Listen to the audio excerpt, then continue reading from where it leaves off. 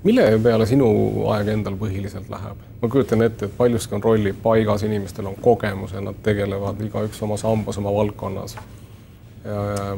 Mis on need asjad, mida sina peaksid üle vaatama, korraldama, ette valmistama?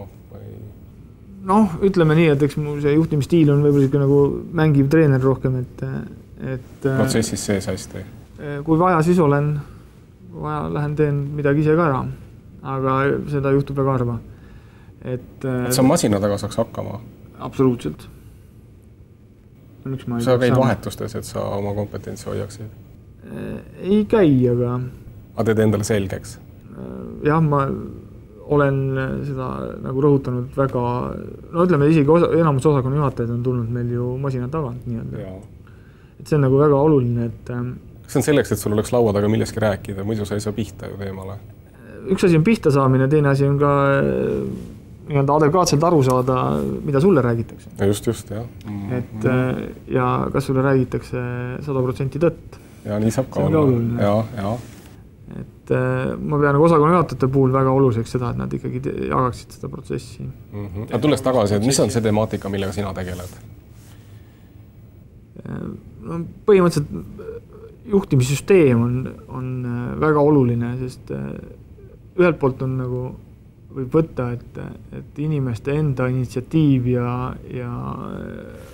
nii-öelda operatiivkäitumine on väga oluline, inimesed peavad olema selleks võimesed, seda loomulikult. Aga tegelikult samas garanteerida teatud kvaliteeti, kus tegelikult asi toimub väga suures osas rutiini tasandil. Siis selline protsesside kaardistamine, süsteemi hoidmine, see on nagu väga tähtis.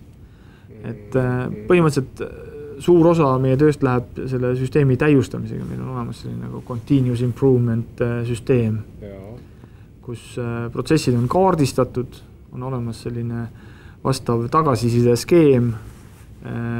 Iga inimene teab, mis on tema töö eesmärk. Kui ta näeb, et mis käsi takistab tal oma eesmärki täitast, siis on olemas selline tagasiside vorm. Või teine võimalus juba, kui tuleb näiteks kliendi pretensioon. Või meie sisemine kliendini ei jõuagi.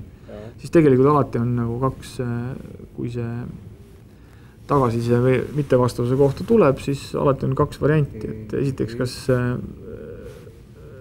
teeme selgeks, et kas olemasolev protsess oli piisav, et seda ebakõla vältida ja tegemist on inimliku hooletuse või eksimusega. No, siis me tegeleme inimesega. Aga kui me leiame, et protsess ei olnud piisav, siis me muudame protsessi.